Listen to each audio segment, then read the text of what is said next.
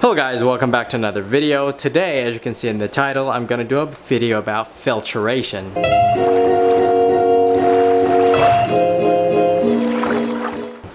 So I saw a comment about, how do you keep so many fishes, crayfishes in your tank when it's so small and when your tank is so small.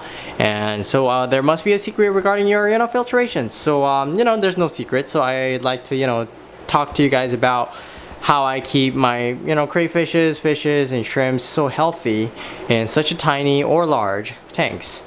So as you can see, actually before I get started, I am going to let you guys know that I'm redoing this entire video again because my audio, the level of audio was way too high. You can't hear anything. Just it wasn't manual when it was supposed to be on auto. But yeah, so I'm redoing this whole video again. But anyway, so this 20-gallon tank, as you can see, I have a lot of 20-gallon tank, I have 20-gallon tanks over there, and whatnot. So this 20-gallon tank, as you can see, has two sponge filters. One is large, one is small. I changed it today. This is perfectly fine for the 20-gallon tank that you see here for the number of shrimps that I have in this tank. I have blue diamond shrimps in here, and then I have about 15 to 20 of them. This is more than enough because I do weekly water changes. So with the weekly water change in mind, this is perfectly fine. And then this hang on back filter you see is a 10-gallon filtration. And since there's only 2 crayfishes in here and just a couple of, shrimps, this is more than enough with the 50% of water change I do weekly. So you have to put in a couple of things into consideration when you want to decide on your filtration system, because these filters are not expensive. And this one, I think I bought it for about $15 about 5 years ago, 6, 7, actually 10 years ago. And it still works. It uses cartridges on top. It's one of these guys. So this is, small cartridge that goes in here, and then, you change it every so often, maybe once every month, depending on how much you do things with this tank. But yeah, it really depends. But a couple of things to consider when you're choosing your filtration is first your tank size, number of species you're gonna put in your fish tank, whatever size that may be, and number of species that you're gonna keep in there. And I'm sorry. So it's the size of your tank and number of species that you have in the tank, and how much water change you do weekly or daily. So those 3 things. Put that into consideration before you decide on your filtrations to see if it's balanced filtration, overkill or underkill or whatever. But this 20-gallon filtration system is a little different compared to the one on top. Same size tank, but I have 3 crayfishes in here, adult, large females, and they're hiding in their caves, so they don't do a lot of activities these days, so not a lot of waste. And I do have a small size sponge filter in there, but the purpose of this sponge filter isn't exactly to filter anything, although it does. It's to provide aeration across the fish tank with this water pump. So crayfishes are known to, drown if they don't breathe air for a certain amount of time, so you have to provide some sort of aeration in your tank. And this is the best way because it shoots out water bubbles, air bubbles, and then it disperses it throughout the tank. So although these guys are in these tiny caves, they can survive. They don't have to run around, walk around searching for air to breathe in or anything like that. So that's the purpose of this air pump too. Shoots out air across the tank, and then these guys can breathe a perfect amount of air that they need to throughout the day. But yeah, a little different. But this filter, as said, this one is 10-gallon filtration, and then this is a 30-gallon, so it's perfectly suitable for this 20-gallon tank. And I do a weekly water change, and there's only 3 crayfishes in this 20-gallon tank, so it's perfectly fine. So this is the kind of filter setup that I have for these 2 20-gallon tank. And just to let you know, this is a Tetra brand on Amazon. I bought it for about $16, and it uses large cartridge compared to the small cartridge this one uses. It's only $1 or $2 more expensive. Pack of 3, small pack of 3 large. Pack of 3 large is about $3, and pack of 3 small is about $2. I don't know, it's very cheap.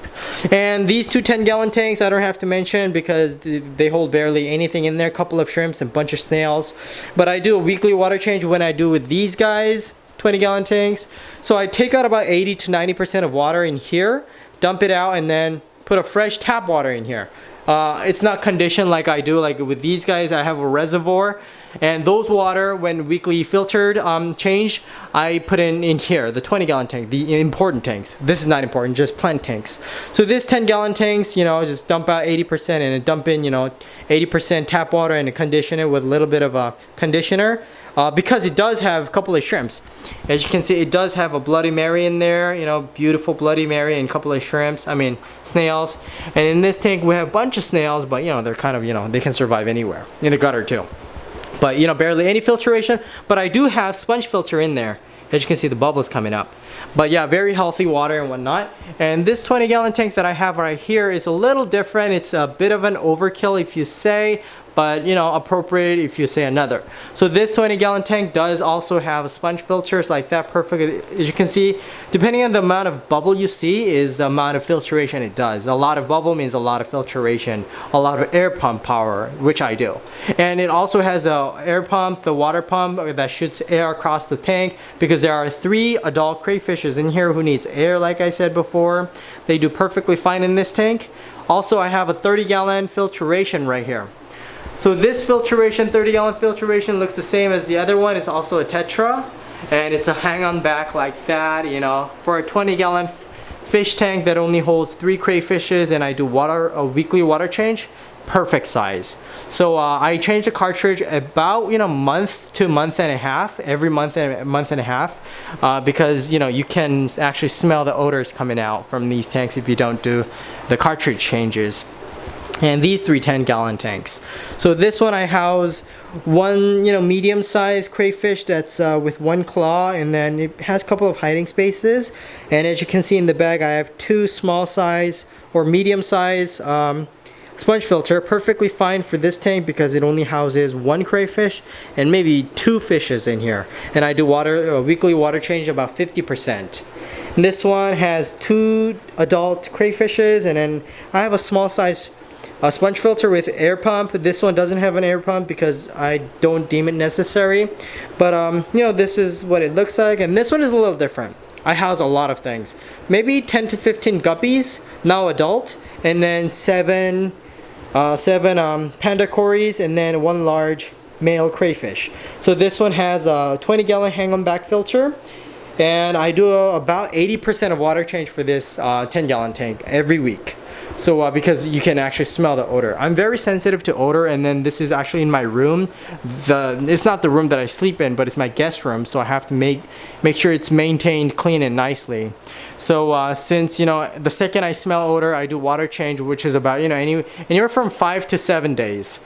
So that's perfect for the week maintenance.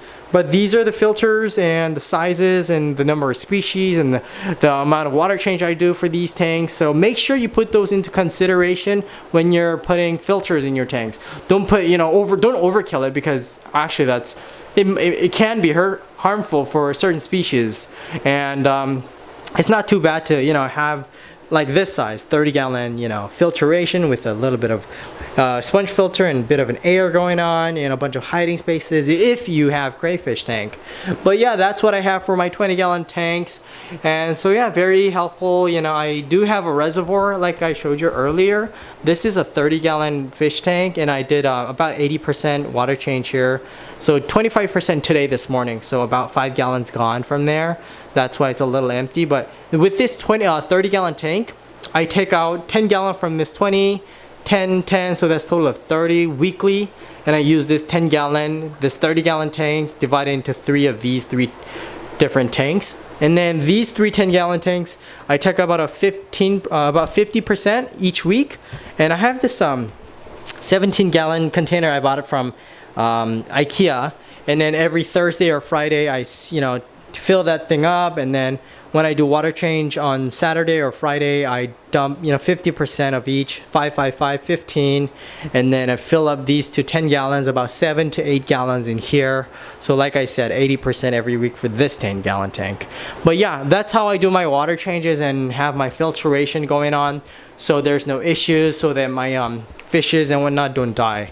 I can be sure, and I can be very certain of the fact that I'm doing things right, because I've been a breeder for a couple of years now. I bred thousands of guppies, and then I bred hundreds of shrimps, and then I'm in the project process of breeding, you know what, oh, my camera, and that'll come very soon. I'm gonna turn the light off in this one, and you'll probably understand why I do that later on, once I reveal the secret. But anyway, I do a lot of breeding projects, and I have way more tanks than this. Only I have 1, 2, 3, 4, 5, 6, 7, 8. I had about 20 fish tanks before, so this is basically, you know, less than half. So I know that I'm doing perfectly fine, and you know, the amount of filtration I provide for these guys and consideration and whatnot is perfect. So any questions regarding filtration and size and number of species you should keep in certain size tank, let me know down in the comment section below. I can answer, or if I want to talk to you more about it or to a general audience, I can do another video like this. So thank you for watching, and if you guys have any questions, leave it down below in the comment section. And I will see you guys in the next video. Bye bye.